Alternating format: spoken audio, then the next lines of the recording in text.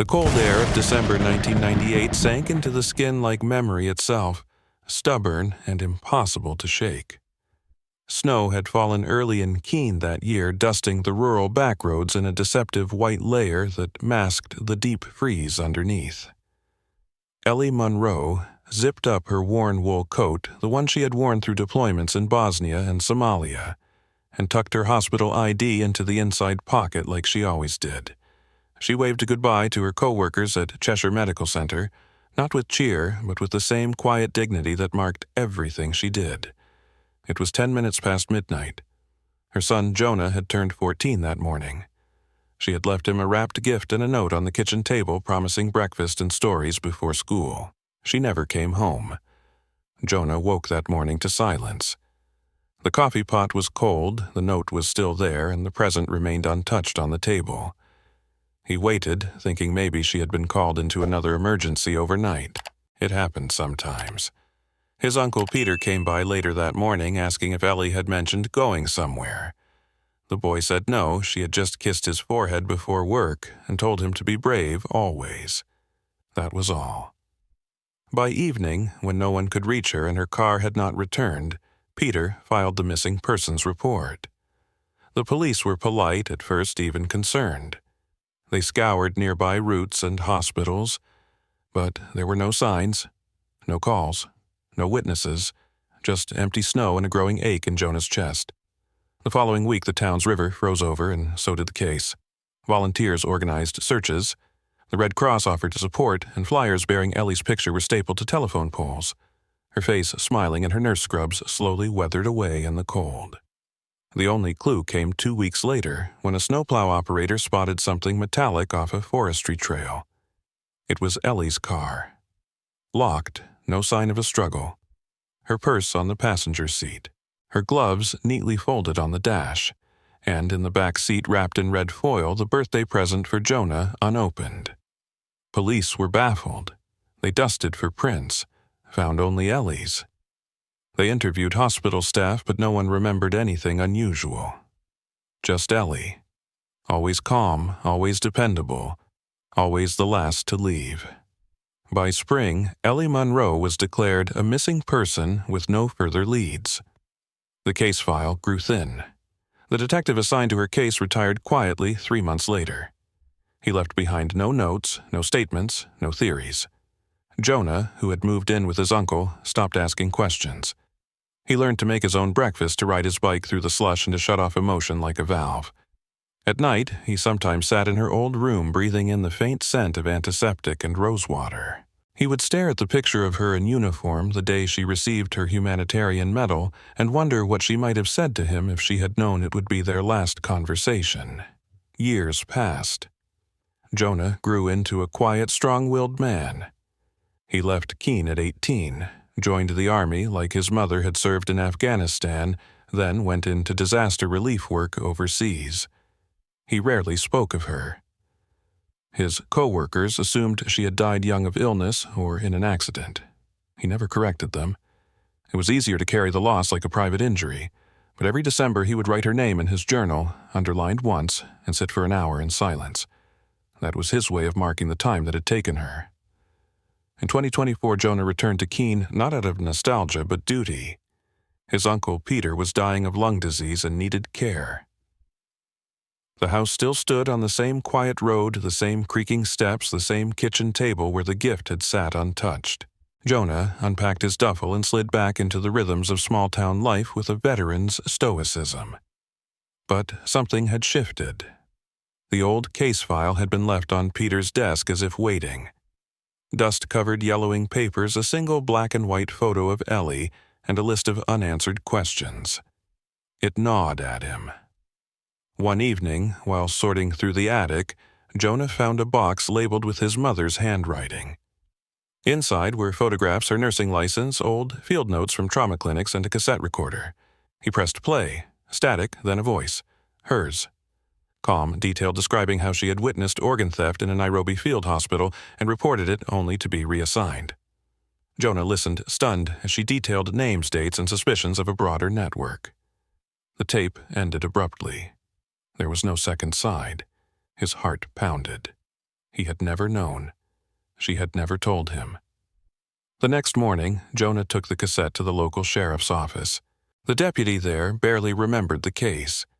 A few taps on the keyboard brought up the old file, now digital but empty of substance. The lead detective had long since moved south. The original evidence was missing or destroyed. Jonah asked to speak with the current investigator. He was told no one had been assigned to cold cases in years. Funding was tight. Priorities were different. They offered to scan the tape and call him if anything came up. He left the office holding the recorder tighter than before. Walking home that day, Jonah stopped at the old trail where his mother's car had been found. The forest had thickened, but the curve in the road remained familiar.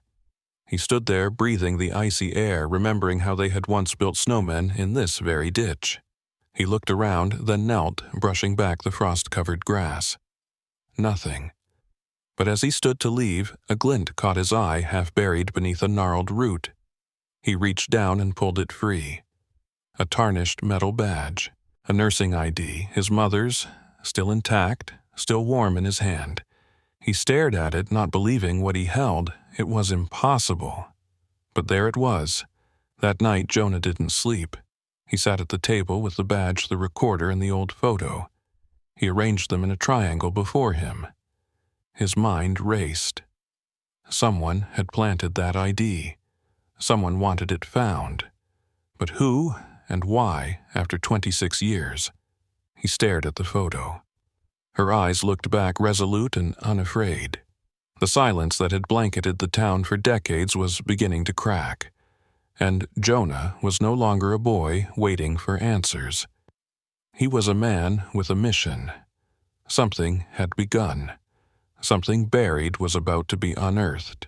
Jonah returned to the house with the badge clenched in his palm, his jaw tight, his thoughts louder than ever before. The living room still smelled of wood smoke and old carpet, and his Uncle Peter sat hunched in the armchair, a blanket around his legs, eyes half closed, but not asleep. Jonah held up the badge and Peter blinked as if seeing a ghost. He did not speak right away. Jonah set it on the coffee table and sat across from him, the air between them dense with unspoken memory.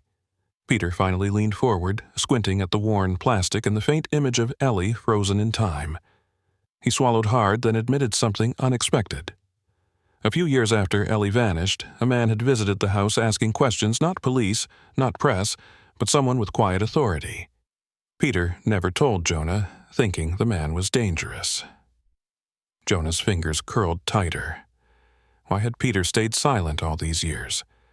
Peter only muttered that he was scared. Jonah said nothing, but in his chest something flared to life. The next day, Jonah visited the assisted living facility just outside town to check on paperwork for Peter's long-term care. As he waited in the administrative office, he noticed a framed photo on the wall showing the facility's opening ceremony in 2002. In the center of the image stood a familiar face. Jonah stepped closer, studying the plaque. It was the former governor of New Hampshire, Leonard Ames, smiling in front of the ribbon with a group of suited men. Jonah remembered the name vaguely, a politician who had resigned midterm citing health issues. Jonah asked the receptionist if Ames still lived in the facility. She hesitated but nodded. He was in the East Wing under memory care. Jonah asked for 5 minutes with the man. She refused politely. He asked again. She relented. A nurse escorted Jonah through a long corridor where voices and music echoed faintly from open doors. At the end of the hallway was a locked unit. The nurse tapped a code and let him in. Ames sat in a recliner by the window, his frame thin, his eyes distant. Jonah introduced himself quietly, sitting nearby and showing him the badge. Ames stared at it but said nothing. Jonah asked if he remembered Ellie Monroe. The name stirred something. Ames blinked several times, then whispered the word, nurse. Jonah leaned forward. Ames shook his head slightly and mumbled, I wanted to protect her. Jonah stiffened. Protect her from what? Ames only looked out the window and repeated, I wanted to protect her. The nurse returned and guided Jonah out before he could press further. Later that evening, Jonah dug into old news archives searching for anything connecting his mother to Leonard Ames. There was little to find. Ellie had never worked in government clinics or military hospitals within the state. Most of her deployments were overseas. But a buried article from 1997 mentioned her return to Keene to oversee trauma training for a new state emergency initiative. The funding for that program had come from Ames's office. Jonah followed the trail and discovered something strange. The program ended abruptly after only 6 months. No reason given. The project coordinator's name was redacted in all documents. Jonah stared at the screen, feeling the threads begin to pull tight. He visited the Keene Public Records Office the next morning and asked to see the original grant paperwork for the emergency initiative. The clerk hesitated, then retrieved a box of folders from the archives. Jonah combed through faded pages, contract signatures, timelines. One form stood out. It bore his mother's signature alongside a second name, Dr. Horace Bell. Jonah had never heard of him. A search revealed the doctor had once been affiliated with Dartmouth Medical School but had not practiced since 1999. Jonah found an old phone number and dialed. Disconnected. He found a possible address in Lebanon, New Hampshire, and decided to drive. The house was small and shuttered with frost on the windows and a rusted mailbox. Jonah knocked. No answer. He waited, then knocked again. After a long pause, the door opened a crack, and an elderly man peered out, one eye clouded with cataract. Jonah asked if he was Dr. Bell. The man said yes. Jonah introduced himself and explained he was Ellie Monroe's son. The name hit the man like a blow. He opened the door fully and gestured him inside. The living room was dimly lit, lined with books, medical journals, and dusty furniture. Bell sat heavily on the couch and said he had not heard that name in decades. He thought she was dead. Jonah nodded slowly. She is missing. Bell pressed his hands together, trembling. Bell confessed that in 1998 he and Ellie had discovered inconsistencies in patient transfers during the emergency initiative. Patients would arrive with minor injuries but disappear before treatment. Records were altered, signatures forged. Ellie had tracked these patients to a state-run facility supposedly for veterans' care. She suspected organ trafficking. She planned to report it directly to the governor. That same week, she vanished. Bell resigned immediately afterward, fearing he was being watched. Jonah asked if he had proof. Bell nodded and pointed toward a metal lockbox beneath the floorboard. Inside were copies of patient records notes from Ellie and a map with the facility marked in red. Jonah's hands shook as he held the pages. This was the first solid evidence that someone had silenced her. Driving back to Keene, Jonah stopped by the trail again where her badge had been found. He looked around now with new eyes. The trees were bare, revealing more of the slope beyond the ditch. He spotted something glinting faintly in the fading light. He climbed down and uncovered a shard of glass etched with a serial number. It was not from a civilian vehicle. It looked military. He wrapped it in cloth and returned to the house. That night, he laid out everything on the table: the badge, the documents, the glass shard, the photo of Ames. Pieces of a puzzle, decades in the making. He could not ignore the feeling that someone had been watching him ever since he began asking questions. But he no longer cared. He had momentum. Jonah spent the next day scanning the documents from Dr. Bell's lockbox into a secure drive. He uploaded copies to a cloud folder and encrypted them with a passphrase only he would remember. The records were chilling in their simplicity. Patient names and injuries paired with dates of transfer and abrupt discharges. Some forms had been signed with Ellie's name, but the handwriting was slightly off. Others bore no signatures at all. One detail stood out in every case. The patients had been listed as veterans, but none had known service records. Jonah marked each name and began cross-checking them against public obituaries. Most had never been seen again. Whatever Ellie had found, she had touched something deep and well hidden. Jonah knew he could not rely on local law enforcement. The sheriff's office had let this go for over 2 decades. He needed someone outside the system. someone who still had something to lose. He remembered a name from an article years ago, a woman who had been mentored by Ellie during her final year at the hospital. He found her address in Concord. The drive to Concord was long and quiet. The landscape was dusted with frost, and the roads mostly empty. Jonah kept one hand on the wheel and the other on the folded paper containing her name. Claudia Ramos. She had been a nurse in training when Ellie was still at the trauma center. Now, she was the director of operations at a private hospice network. Her photo showed a woman in her mid-40s with calm eyes and a guarded smile. Jonah arrived at the administrative building just after lunch. He asked to see her. The receptionist made a call, then told him to wait. 15 minutes later, Claudia appeared in the hallway. She froze when Jonah said his name. Her shoulders stiffened, and she invited him to follow her into a private meeting room. Jonah laid the badge on the table and said he needed answers. Claudia sat slowly and stared at the photo inside the plastic casing. Her voice was quiet when she spoke. She said she had always wondered what happened to Ellie. Claudia admitted that she and Ellie had worked closely during the trauma training sessions. Ellie had treated her like a peer, not a student, and often stayed late to explain procedures and ethical standards. One night, Ellie had confided something strange. She believed that the emergency program was being used to cover something illegal. She asked Claudia to help verify patient records but warned her not to speak of it to anyone. Claudia had agreed. A week later, Ellie disappeared. Claudia went to the hospital director but was dismissed and warned that asking more questions might cost her career. She kept quiet out of fear but left public health care soon after. Her voice trembled as she said she never forgot what Ellie had taught her.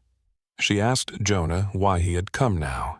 He told her about the badge, the documents, and the governor's cryptic words. Claudia's eyes hardened. She stood and walked to a cabinet, then returned with a folder. Inside were handwritten notes from 1998, including one short letter Ellie had written her. Claudia had kept it all this time. The letter was brief but powerful. Ellie had written that if anything happened to her, Claudia must not trust anyone in uniform or anyone connected to the governor's office. She urged her to wait until the time was right. Jonah read the letter twice. Claudia said she never knew what to do with it. She had assumed Ellie was dead. Jonah looked up and asked if Claudia would testify if needed. Claudia hesitated, then nodded. She said it was time. They agreed to stay in contact, and Claudia promised to send digital copies of her records. Jonah returned to his truck parked behind the building. As he reached for the door, he noticed a silver sedan parked at the end of the lot. It had not been there when he arrived. The driver wore sunglasses despite the overcast sky and seemed focused on a phone. Jonah entered the truck and started the engine. The sedan did not move.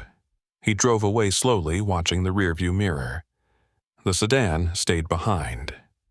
Jonah exhaled, but unease crept into his chest.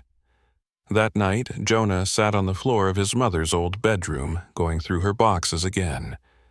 He had not opened the bottom drawer before. Inside, he found a folded newspaper from 1997 with an article circled in pen. The article detailed a state contract awarded to a logistics company tasked with transporting medical equipment to rural facilities. The name of the company was Ashcroft Consolidated. Jonah did not recognize it, but a quick search revealed it had changed names several times over the past 2 decades. One click led to another. The most recent owner was a shell corporation based in Delaware with ties to a private security firm. Jonah felt the pattern emerging. Ellie had discovered not just a hospital scam but a logistical operation with layers of protection. The names of the patients might have been cover identities. The real focus was the movement of bodies for harvesting. Jonah closed his laptop and stared out the window. He wondered how deep it all went. The next morning, Jonah received a call from a restricted number. He hesitated, then answered. A man's voice spoke softly. He identified himself as Adam Lynn, a freelance investigative reporter. He said he had been following whispers of the Monroe case for years. He claimed he had sources from the old Ames administration who had hinted at a scandal involving medical corruption. He asked if they could meet. Jonah agreed, but only in a public place. They arranged to meet that afternoon at a diner in Hillsborough, halfway between Keene and Concord. Jonah arrived early and took a seat near the window. Lynn showed up on time carrying a leather satchel and wearing an old army jacket. He looked tired and slightly paranoid. They exchanged few pleasantries. Lynn opened his satchel and pulled out a photocopy of a memo from 1998. The letterhead belonged to the governor's office. The memo ordered the immediate shutdown of the emergency initiative, citing risk to political capital. Lynn said it had been leaked by an aide who had since vanished. Jonah asked if Lynn believed Ellie had been silenced. Lynn nodded. He believed she had stumbled onto a program tied to illegal organ sales using the state's veteran initiative as a front. The paper trail had been wiped clean, but certain references and budget reports had remained. Lynn said he had tried to follow the money, but each time he got close, someone warned him off. He had been threatened more than once. He handed Jonah a list of names. Most were aliases or partial identities, but one stood out. A former transportation coordinator named Henry Pruitt. Lynn said Pruitt disappeared in 1999. Jonah recognized the name from the hospital records. Pruitt had signed off on 3 of the questionable transfers. Lynn told Jonah that if Pruitt was still alive, he might know where Ellie had been taken. Jonah left the diner with the name Henry Pruitt, repeating in his thoughts like an old warning bell. He drove back to Keene in silence, trying to form a plan that made sense. The man had not been seen since 1999. That was the same year the last hospital records listed any transfers under the emergency initiative. It felt too aligned to be coincidence. Jonah sat at the kitchen table as the late afternoon sun stretched thin gold lines across the floor. He opened his laptop and ran a public search for the name. Henry Pruitt had been a logistics coordinator for state medical supply transport. The last known address listed was in Claremont. The property was listed as condemned in 2002. He checked phone directories, property records, obituary listings. There was no death certificate, no family listed. Jonah leaned back and rubbed his eyes. The man had been erased. He opened the files Adam Lynn had given him. In one margin was a scribbled note. HP linked to LP 100 first. Jonah stared at the letters. It took a moment before he recognized LP as the Livermore Psychiatric Hospital closed in 2001. The next morning, Jonah drove to the outskirts of Lebanon, where Livermore stood in decay. The gates were padlocked, but the rusted bars had gaps wide enough to step through. He left his truck hidden behind a line of trees and slipped through the fence. The building rose before him like a wounded animal. Bricks stained with rain and moss windows shattered a roof sagging under years of snow. Inside, the walls were covered in peeling paint and graffiti. His boots echoed in the empty halls as he moved slowly, flashlight sweeping across corridors. He reached the records wing and found metal filing cabinets rusted shut. He forced one open. Inside were damp folders, the ink on many pages smeared. He searched for patient logs, staff rosters, anything. After 30 minutes, he found a partial index. One name near the bottom made him freeze. Pruitt H. admitted 2000. Condition delusional paranoia. Discharged, not listed. Jonah's breath caught. If Pruitt had been placed here, it meant he had been institutionalized right after the program ended. He turned to the page and found a short note clipped to the folder. It was handwritten, not official. It said simply, "Keep him quiet until it cools down. Reassess in 6 months." Jonah felt his stomach twist. The handwriting was shaky, but not old. Someone had kept track of Pruitt's status long after the facility closed. He searched the rest of the folder and found a torn photograph. The image was blurry, but showed 2 men standing near a delivery truck with a state seal partially visible. One man wore a white lab coat. The other looked like a younger version of the man in the DMV photo Jonah had found of Pruitt. He pocketed the photo. As he turned to leave, a sound echoed down the hall, a sharp clatter like something metal dropped. He froze, listened. Nothing followed. He moved quickly, retracing his steps and exiting the building. He felt exposed in the open space. The wind bit at his skin as he reached his truck. He drove away without looking back. Jonah returned home and uploaded the photo to a facial recognition database. It was a risky move, but he needed answers fast. While the system processed the image, he reviewed his notes again. Every name led to silence or sudden resignation. Every trace of Ellie's work had been shadowed by political fingerprints. The screen blinked. One match found. Jonah clicked. The man beside Pruitt had been identified as Dr. Malcolm Wynn, former head of surgical recovery for a private firm called Hemcore Solutions. He had never been affiliated publicly with the emergency initiative, yet his presence in the photo suggested otherwise. Jonah ran Hemcore's name through corporate listings. It was dissolved in 2004, absorbed by a larger bioconsulting group headquartered in Boston. Jonah checked the building address. It had been converted into a private residence 3 years ago. He wrote down the new owner's name. Thomas Wynn. Likely a relative. He searched for public records and found that Thomas Wynn had recently filed renovation permits. The house was active. Jonah decided to drive down the next day. The home sat on a quiet street near the edge of a wooded park in Brookline. It looked ordinary. Blue shutters, white siding, a trimmed lawn. Jonah parked a block away and approached on foot. He circled once, noting security cameras above the garage and a motion light by the side gate. He waited until dusk. The lights came on one by one, and he saw a man inside tall, with white hair moving between rooms. Jonah knocked at the door just before dinner. The man answered with a cautious expression. Jonah introduced himself as a writer researching New England medical history. The man invited him inside. Jonah scanned the living room. Shelves lined with the law books, framed degrees, and a black and white photo of Malcolm Wynn, dated 1996. Jonah asked casually about the photograph. The man said it was his uncle. Died in 2005. Jonah said he had come across his name while looking into old medical transport programs. The man tensed slightly.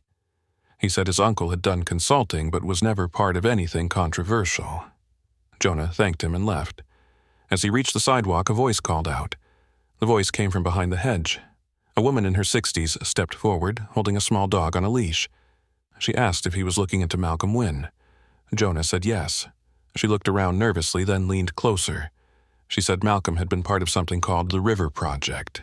It was supposed to be a transplant research initiative, but after 1 year everything went silent. No announcements, no updates.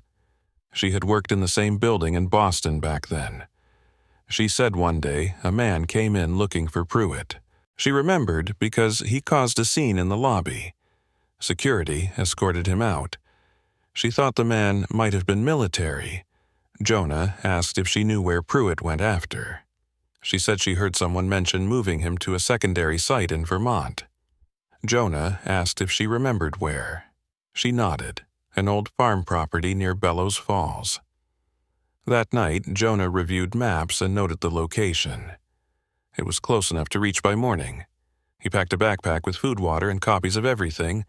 He could feel the story drawing tighter. His mother had tried to expose something large. Now he was following her trail not just through institutions, but through abandoned farms and false identities. He loaded the truck at dawn. The wind was cold again. As he drove north, he thought of Ellie's voice on the old cassette, the calm strength, the clarity. He promised her in silence he would keep going. The road to Bellows Falls cut through hills lined with frost-covered trees and scattered barns left to weather time and storms. Jonah reached the edge of town before sunrise and pulled into an old gas station for directions. The attendant, a man in his 50s with sun-dried skin and tired eyes, glanced at the address and pointed toward the eastern ridge. Jonah followed a cracked 2-lane road for several miles before reaching a rusted gate half swallowed by brush. Beyond the gate lay a gravel path leading to a weathered farmhouse with boards missing from the porch and vines crawling up the walls. Jonah parked beneath a grove of bare trees and approached on foot. The windows were boarded from the inside, no movement. He tried the front door and found it locked. He circled the house. Behind it sat a collapsed barn and a smaller concrete structure with a heavy metal door. Jonah stepped closer and saw the outline of old government lettering barely visible under peeling paint. He reached for the handle. It turned. Inside the concrete structure, the air was cold and stale. The interior resembled a holding room. Steel walls lined with bolts. A medical stretcher lay against the far corner, covered in dust. Nearby stood a rusted filing cabinet. Jonah pulled at the top drawer, and it groaned open, revealing several folders marked with faded ink. He scanned the tabs. One name jumped out. Pruitt Henry. The file was thin. It contained a photo of Pruitt taken in 2001, looking pale and thinner than the earlier DMV image. Below the photo was a typed log entry. Subject continues to resist sedatives. Requests released daily. Mentions Monroe repeatedly. Threatens exposure. Monitor only. Jonah felt his breath tighten. His mother's name was there. Even after being buried in a psychiatric system, Pruitt had remembered her. Jonah flipped the folder and a small Polaroid slipped free. It showed a basement room lined with metal beds. In the corner was a red box labeled samples. Jonah tucked it into his pocket. He left the concrete room and entered the main house through a side window with a broken latch. The interior smelled of mold and rotting wood. He moved carefully through the narrow hallways past sagging furniture and collapsed door frames. In the front room, he found an old recliner and a battery lantern lying on the floor. Someone had been here recently. Jonah crouched and found fresh footprints in the dust leading toward the cellar door. He hesitated, then opened it. The steps creaked under his weight. The basement was wide and unfinished. Along one wall were several plastic containers labeled with dates. Some labels read 1998, others as late as 2004. He opened one and found what appeared to be empty medical vials and expired syringes. Another held scrubs, each marked with a symbol he did not recognize. On the far wall was a chain bolted to the floor with a rusted shackle still locked. Jonah stepped back. This had been more than a holding site. Someone had been restrained here. As Jonah moved toward the exit, he heard something outside. A soft thump. He stilled and waited. Another sound followed. A deliberate crunch on gravel. He moved quickly up the stairs and into the hallway. Through a gap in the wood, he saw a figure approaching from the tree line. The person wore a heavy coat and carried a large duffel bag. Jonah pressed himself against the wall and waited. The door opened slowly, and the figure entered. The sound of boots on old wood echoed faintly. Jonah stepped forward and said loudly that he was not armed and meant no harm. The man spun and reached for something in his coat, but froze when he saw Jonah's face. His hands lifted slowly. He looked to be in his 70s, gray hair, thin face marked with deep lines. Jonah asked if he was Henry Pruitt. The man did not speak, but his eyes widened. Then he nodded once. Jonah said he was Ellie Monroe's son. The name cracked something loose in the man's posture. He dropped the bag and sank into the nearest chair. They sat together for nearly an hour as the sky outside shifted from gray to blue. Pruitt spoke slowly, as if unused to conversation. He said he had been hiding for over 20 years. After Livermore closed, he was transferred here under the supervision of contractors tied to Hemcor. They kept him drugged for months. When the program collapsed, he escaped during a winter storm. He had been living off-grid ever since. He believed he was being watched and changed locations every few months. He kept returning to this place because he thought Ellie might have been here. He had heard whispers that she had been moved through one of the Hemcor satellite clinics. Jonah asked if she was still alive. Pruitt looked away and said he did not know for sure, but he remembered one moment. He had seen her face through a barred window during a transfer in 2001. She looked dazed, but alive. Jonah's heart surged. That meant she had survived at least 3 years after disappearing. Pruitt opened his duffel and pulled out several spiral notebooks. Each one was filled with dates, names, and facility codes and diagrams. He had written everything he could remember. He pointed to a page marked with a triangle. That symbol matched the one on the scrubs Jonah had found. Pruitt said it marked experimental clinics set up through shell organizations. The one closest to Bellows Falls was located beneath a veterinary research center 30 miles north. The place was still active. Jonah asked if Pruitt would come with him. The man shook his head. He said he had done his part and he was too old to run anymore. Jonah pressed a phone number into his palm and said to call if anything changed. Pruitt said quietly to be careful. They would not want this getting out. Jonah left just before noon and drove north toward the veterinary facility.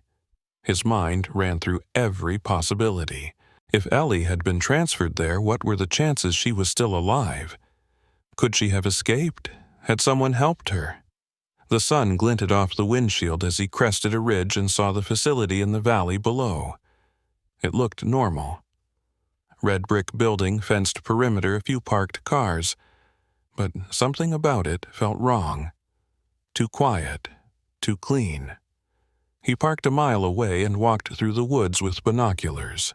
He watched the staff for nearly an hour. Most wore civilian clothes, but one man near the back entrance wore an old security badge from HEMCOR. Jonah felt it like a nail through the chest. This was not over. This was just another layer. Jonah waited in the shadows of the tree line, watching the research facility breathe with the rhythm of daily routine. Staff entered and exited. Without suspicion, their routines practiced their movements confident. It all appeared legal and above board on the surface. But the HEMCOR badge changed everything. He had seen it with his own eyes, a small square clipped to the belt of a man standing near the rear loading bay. That badge had no reason to exist anymore.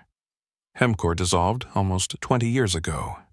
Jonah snapped a photo through his binoculars and sent it to Adam Lynn with a short message. The reply came quickly.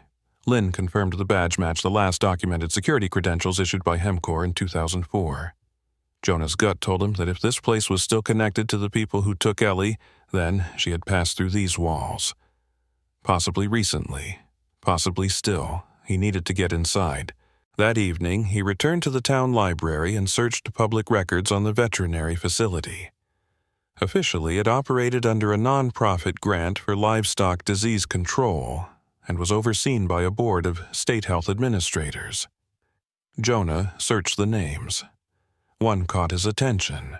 Karen Vossler, a former consultant for HEMCOR who had vanished from public employment records in 2003 and then reappeared on this nonprofit's board in 2007. It was a gap that suggested reinvention. He printed her photo and added it to his folder. Late that night, Jonah traced the facility's original blueprints through county archives. He noticed something unusual. The foundation blueprints showed a service sublevel beneath the main structure marked simply as storage and animal recovery. But in updated versions submitted in 2015, the sublevel was missing entirely. Either the basement had been filled and sealed, or it was deliberately hidden from oversight. Jonah scouted the perimeter again at dawn. This time, he brought a maintenance uniform from a friend's supply company and a forged ID badge he had prepared earlier with Adam's help. He approached the rear loading entrance as a delivery truck pulled in. The timing was tight.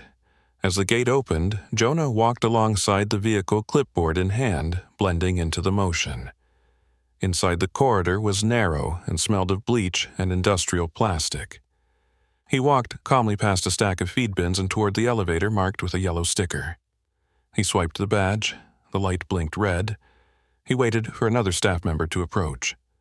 A woman in scrubs passed him with a nod. He motioned to the badge reader and said it had been acting up. She swiped hers. The door opened. He thanked her and stepped in. The elevator descended. The basement was silent. Dim light hummed above narrow halls lined with steel doors. The air was colder, heavier. Jonah checked each room as he passed. Most were empty. One held kennels with no animals. Another had a row of medical carts and sealed cabinets. He continued until he reached a locked door with a digital panel.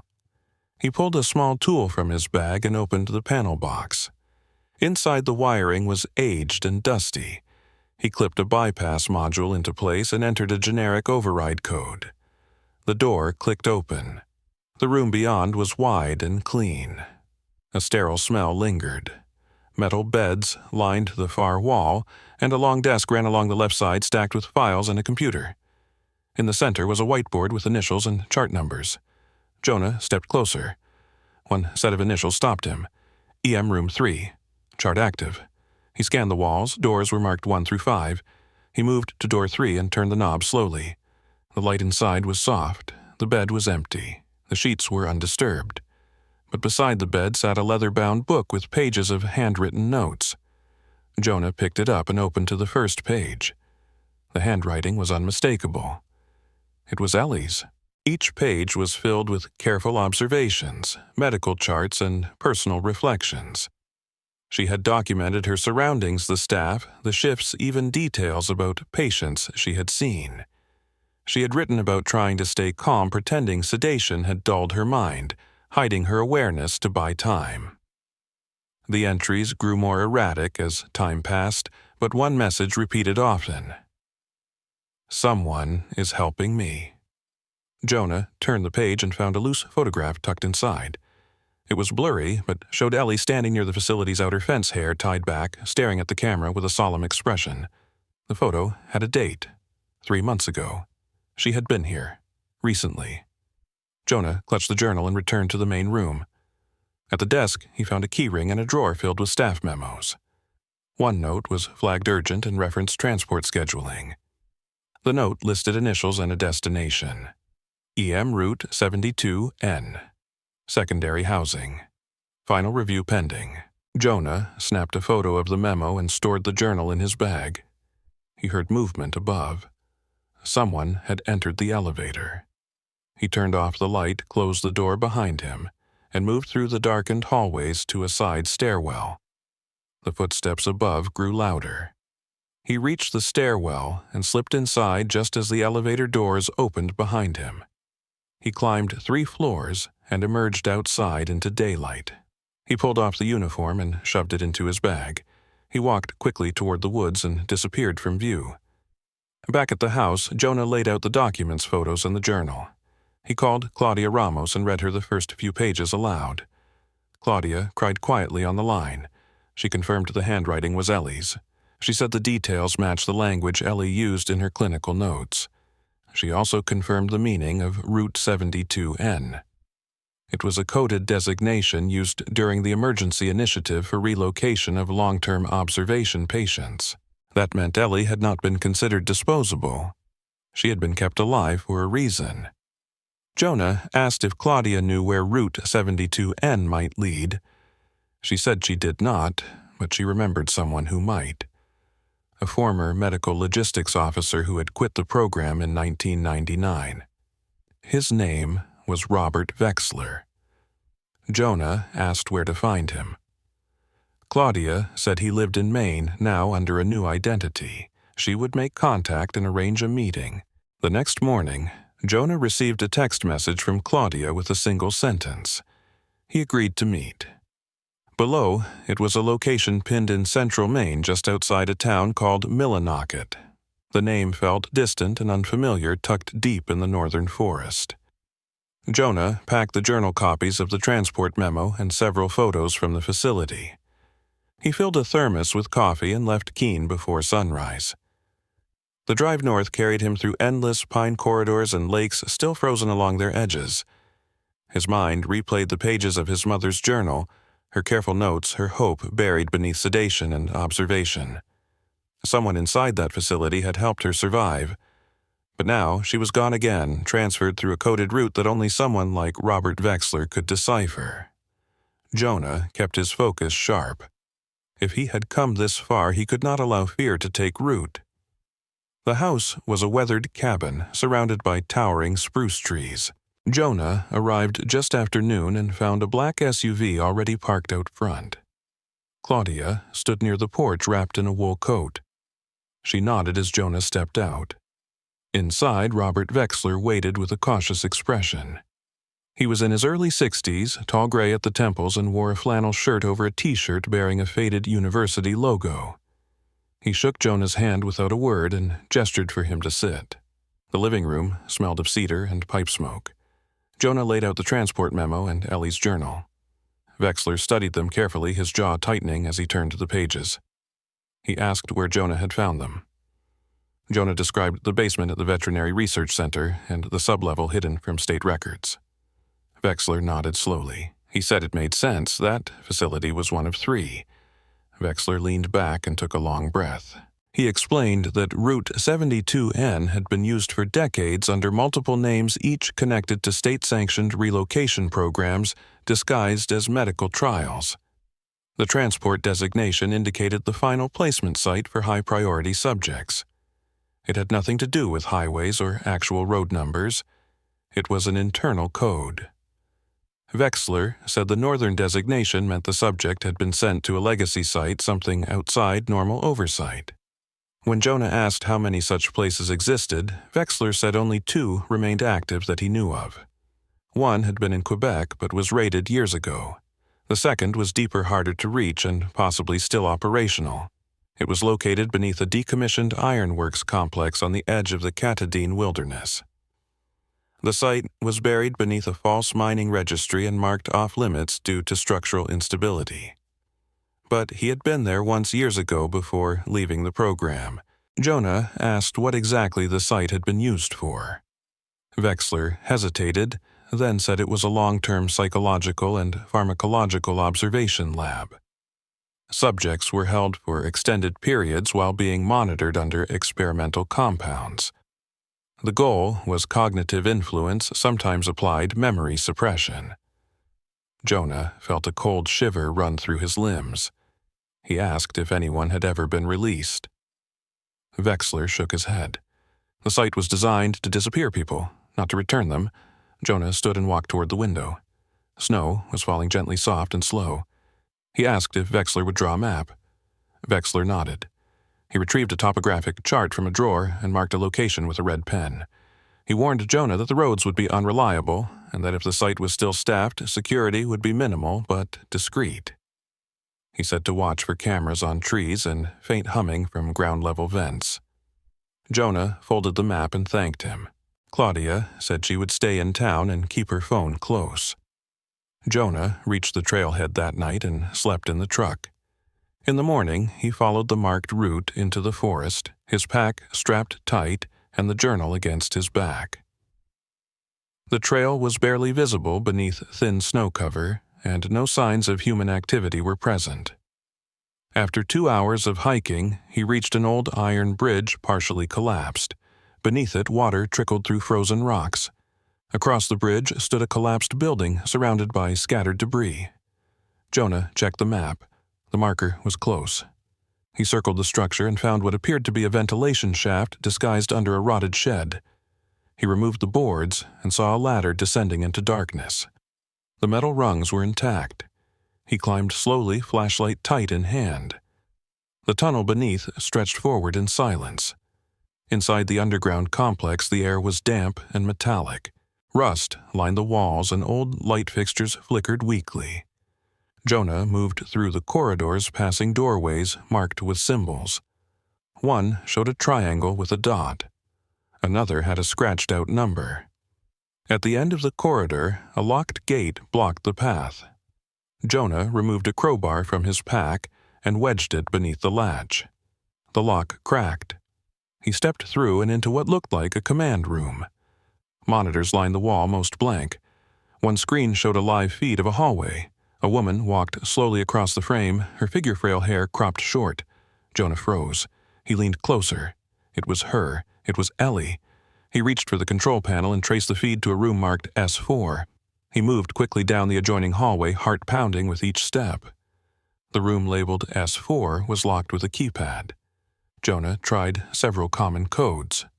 Nothing worked. He stepped back and looked for access vents.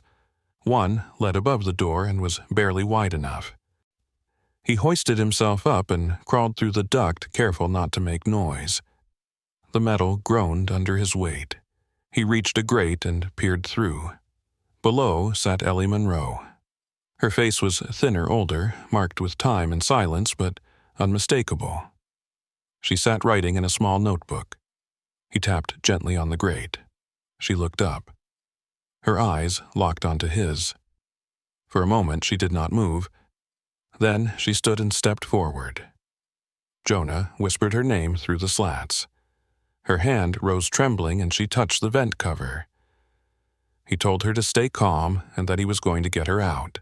Jonah withdrew from the ventilation duct, slowly, careful not to make a sound as his boots reconnected with the concrete floor.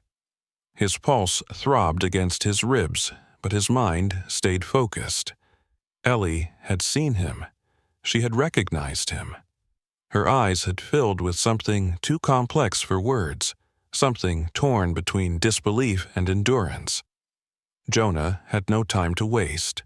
He needed to reach her room without triggering alarms. He retraced his path towards the control hub and searched the consoles for any way to disable the door locks remotely. Most systems were inactive or unresponsive, but one panel near the center hummed faintly. It showed access permissions for lower-level sectors. Jonah scrolled until he found S4. A line of green code blinked beside it. He tapped a few keys. The screen shifted to manual override. With one deep breath, Jonah pressed execute. Somewhere behind him, a soft mechanical click echoed through the corridor. The lock had disengaged. Jonah ran back through the hallway, each step echoing in the stillness. As he approached S4, the silence was pierced by a low beeping from a wall panel above the door. The security system had logged the override. He had a window, but not much time. He pushed the door open. Inside, Ellie turned toward him slowly. She wore a gray institutional uniform and stood barefoot on the cold tile floor. Her hands trembled. Jonah stepped forward and reached for her shoulders. She studied his face as if still uncertain it was real. Her voice cracked as she said his name. Jonah nodded and pulled her into an embrace. For a moment they stood in silence. Then Ellie pulled back and whispered that others were still here. Jonah asked how many. She said at least 3. 2 women, 1 man, held in separate quarters. Jonah nodded. He would not leave them behind. He led Ellie into the hallway, keeping his pace slow to match hers. Her body was frail, but her movements carried determination. They passed back through the corridors until they reached the control room. Jonah told Ellie to sit while he worked. He checked the remaining access logs and found 2 other occupied rooms marked S2 and S5. He initiated the same override and waited. 2 more mechanical clicks followed. Jonah turned to Ellie and told her to stay hidden while he retrieved the others. She reached for his hand and squeezed it before slipping behind a partition. Jonah left quickly and made his way to S2. The room door opened into darkness. He called out softly. A woman answered. She was older, with graying hair and sharp eyes. She asked if he had come from the outside. He said yes. She followed without hesitation. At S5, Jonah found a man in his 50s seated on the floor. He looked up disoriented. Jonah offered a hand and said he was getting them out. The man nodded and stood slowly. His face bore the scars of long isolation. They returned to the control room where Ellie stood ready. Jonah opened a supply locker and found coats and shoes. He helped the others dress quickly. The man from S5 said his name was Marcus. The older woman was named Teresa. Neither asked questions. They simply followed. Jonah took the lead, retracing the path back through the halls toward the emergency stairwell he had discovered earlier. As they moved, he noticed the air had changed. A low vibration ran through the floor, and the lights flickered once. A system reboot. Someone knew. Time was vanishing. They reached the stairwell and began climbing. Jonah helped Ellie with each step. Teresa supported Marcus. Above them, the vent shaft Jonah had entered through still lay open. He reached it first and climbed up. Then he pulled the others one by one. At the top, the forest air greeted them like a gasp. The sky above was shifting to dusk light bleeding across the treetops. Jonah led them through the woods, retracing his route by memory. Every crunch of snow beneath their feet sounded like thunder. When they reached the iron bridge, he paused. The group was exhausted. He looked back at the complex now hidden beneath the ridge. Ellie touched his shoulder and whispered they could not stop yet. They pressed on. Just as the last light faded, they reached the clearing where Jonah had hidden his truck. He helped them inside, started the engine, and pulled away from the forest. The tires spun once before catching on the frozen dirt. Behind them, shadows grew. The forest swallowed the path. They drove for over an hour before Jonah dared to stop. He pulled into an abandoned way station and parked behind the building. Inside the cab, the heater hummed. Ellie rested her head against the window, eyes half closed. Teresa asked where they were going. Jonah said he knew someone who could help. He picked up the satellite phone from his glove box and dialed Claudia. She answered on the third ring. He told her the mission had succeeded. Claudia said she'd already called in a contact. They would meet at a safe house near Bangor. Jonah gave her the coordinates and said they would be there in 3 hours. He looked at the others. Marcus was asleep. Teresa nodded in understanding. Ellie watched him silently. He reached over and took her hand. They arrived at the safe house just past midnight. It was a modest structure tucked near the edge of a frozen lake. Warm lights glowed from inside. Claudia opened the door and stepped onto the porch. Her eyes widened when she saw Ellie. The two women embraced for a long moment. Claudia helped them inside where beds and warm food waited. Jonah sat at the kitchen table, finally allowing his shoulders to relax. The others settled into rest, their bodies worn but safe. Claudia sat beside him and whispered that they had only bought time. The people who ran that facility would not stay quiet. Jonah said he knew. He had already begun uploading the documents and photos to several journalists. The truth would not disappear again. The morning after the escape arrived slowly, with heavy fog rolling across the lake and settling against the windows like breath held too long. Inside the safe house, the air was warm and quiet. Ellie sat wrapped in a heavy knit blanket, her feet tucked under her as she sipped weak tea. Jonah sat across from her at the kitchen table, his laptop open and files spread out between them. He had not slept more than an hour, his mind running in sharp patterns of urgency. The documents he had taken from the underground lab were now digitized and queued for upload. Names, transport logs, facility blueprints, and Ellie's journal were included. Jonah had set the files to send to 5 different outlets, each one with a timed release. If anything happened to him, the truth would still move forward. Claudia entered the room holding a burner phone. She said someone had called it twice in the last 10 minutes, no voicemail. Jonah checked the number. It was local. He handed it to Claudia and told her to answer. She stepped into the hallway and picked up. After a brief pause, she returned her face pale and serious. The caller had identified himself as an officer from the Vermont Bureau of Investigation. He said he had been trying to reach Jonah and claimed to have information regarding the facility and an internal breach. Jonah hesitated, then told her to call him back using a different line. He wanted to record the conversation. The man answered after one ring. He said his name was Brent Mallory, and that he had served under a special unit investigating state medical fraud from 2005 to 2009. He said that after hearing of a possible survivor connected to Route 72N, he had begun digging into archived data. He claimed to have found mention of a classified off-the-books medical security group that had operated from 1996 until 2008. The group had been dismantled officially, but rumors of continuation persisted. He asked if Jonah was prepared to testify. Jonah said yes, but not alone. Jonah gave the phone to Ellie. Her voice was soft but steady. She confirmed her identity and described the conditions she had endured. She gave names and dates, spoke of coded messages and of her captors' repeated attempts to suppress her memory. Mallory asked her to hold on. A rustling followed, then a new voice entered the call. It was a woman who introduced herself only as Director Vaughn. She said she was with a federal oversight office tasked with investigating rogue medical programs. She said their department had received pieces of Jonah's upload from an anonymous leak and that the evidence was already triggering review protocols. Vaughn instructed Jonah not to move locations. A team would arrive by nightfall to interview all survivors and secure testimony. Jonah asked how he would know they were legitimate. Vaughn said to check the ID numbers against the DOJ encrypted registry. She would send a code word and badge verification in an hour. Jonah agreed, but kept his doubts close. The rest of the day unfolded in slow motion. Marcus regained strength and began writing down everything he remembered. Teresa assisted Ellie with stretches and prepared meals while Claudia organized medical supplies. Jonah checked the perimeter every hour.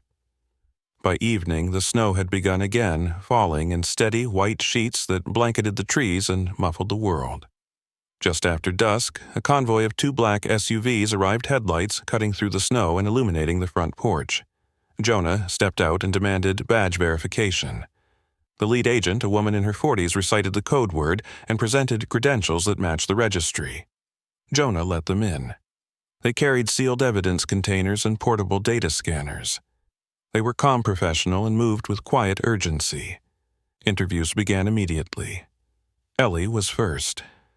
Jonah stayed by her side. The agent asked precise questions and recorded every answer. Ellie spoke without hesitation. Her voice remained steady even as she described the years of captivity, the drug testing, the false psychiatric evaluations, and the man who visited once a month wearing the uniform of a state medical advisor. When she finished, the agent thanked her and stepped out to verify details with the data team. Teresa and Marcus gave their statements next. Each confirmed elements of the journal and mentioned seeing Ellie at various times. Jonah provided the rest. He showed the escape route, the photographs, the journal entries, and the time-stamped footage he had captured. The agents worked through the night. Just before dawn, Director Vaughn called again. She said a federal task force was now en route to the underground site. Surveillance drones had already detected heat signatures near the structure. Someone was trying to wipe the area. Vaughn said the window to act was closing. She asked Jonah if he had any other evidence.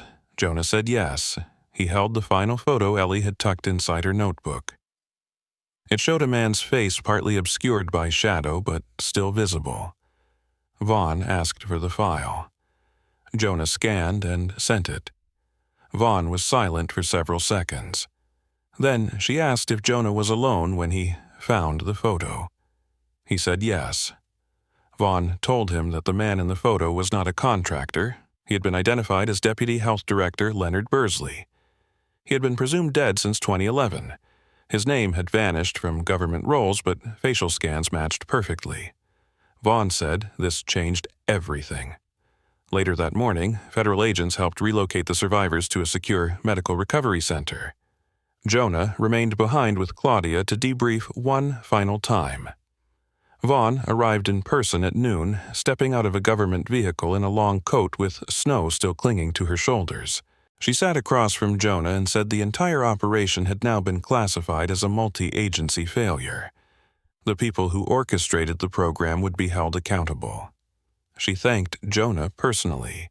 Jonah said he did not want thanks. He wanted the story told truthfully. Vaughn said it would be. She said a press release would be issued within the week. Names would be redacted, but the core facts would be disclosed.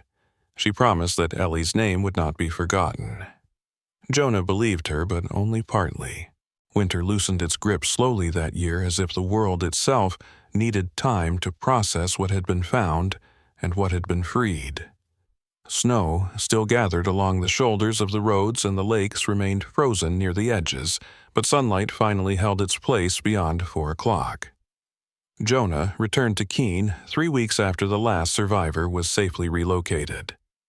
The town looked smaller than he remembered, not in size but in shape, as if the years had folded it inward. The house was, as he left it, stoic and still at the end of the lane. He stepped onto the porch and ran his hand along the railing where his mother used to wait during the summer evenings, watching the light shift across the field. Inside, the air carried faint traces of old soap and pine.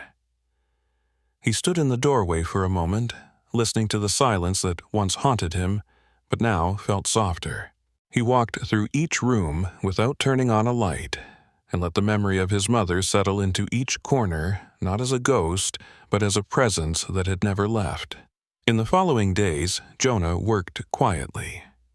He sorted the last of the evidence files labeled duplicates, stored backup drives in 3 separate places, and met with a pair of attorneys who specialized in federal claims. Ellie had chosen not to sue for damages. Instead, she had asked Jonah to focus on something different.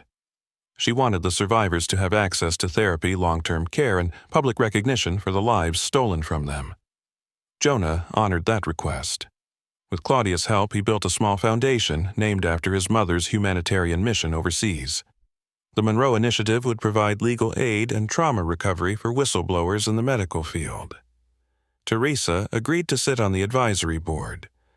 Marcus began writing his memoir documenting the years he could recall and the blank spaces that came after. The pages were jagged but honest. Ellie read every word and offered her own notes. Each survivor carried a different scar, but they chose not to hide them. The press release arrived quietly on a Monday morning, buried beneath headlines of political theater and market shifts. It ran 5 paragraphs long. The government acknowledged systemic failure in monitoring off-ledger medical trials and accepted responsibility for oversight lapses. No names were listed, no faces shown, but the story was out. Major outlets picked it up by midweek and interviews with experts followed. A former governor denied involvement but refused to comment when shown copies of transport authorizations with his signature. A congressional subcommittee quietly launched a broader inquiry. Jonah received messages from other families. Some shared names he had seen in the transfer logs. Others sent letters describing relatives who had vanished under similar conditions. The foundation began compiling each account. Ellie read them one at a time, her face unreadable until she reached the final lines. She folded them carefully and placed them in a wooden box she kept by her bed. She said every voice mattered, even the ones that never returned. Jonah visited her every weekend at the recovery center.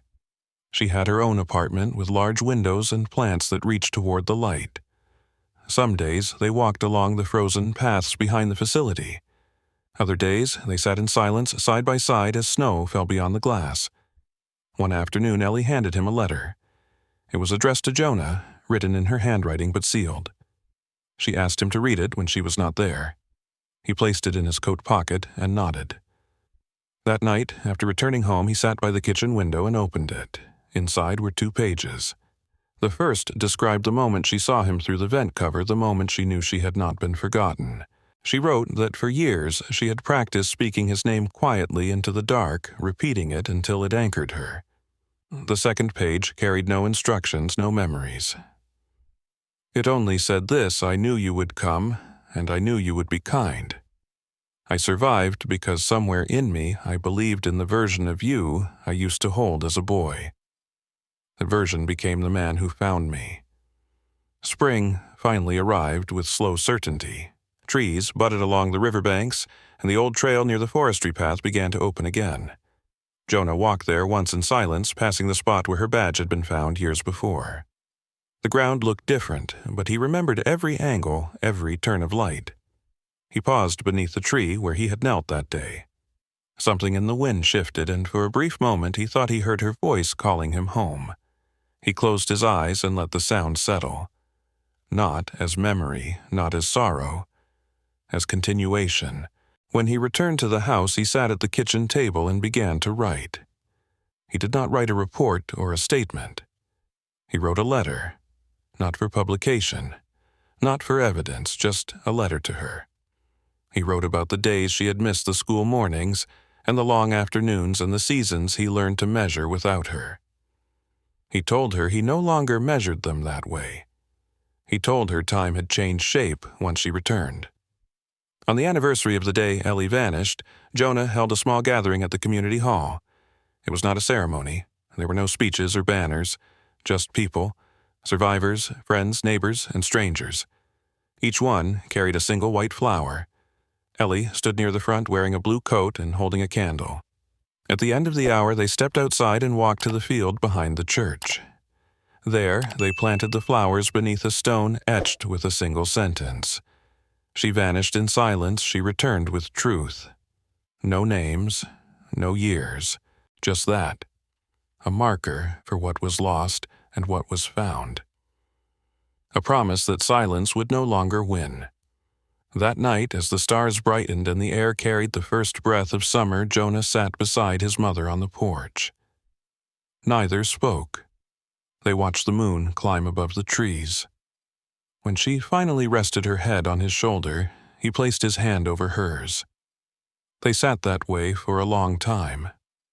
Not as rescue and rescued, not as victim and survivor, simply as mother and son returned to each other across years of shadow and fire. And in that quiet space, the story closed not with an end, but with a beginning. Not with justice fulfilled, but with truth reclaimed. And sometimes that was more powerful than justice itself. If this story moved, you take a moment to like and subscribe so you never miss what comes next. Share your thoughts in the comments. What did you feel? And where in the world are you watching from? Let's talk about it.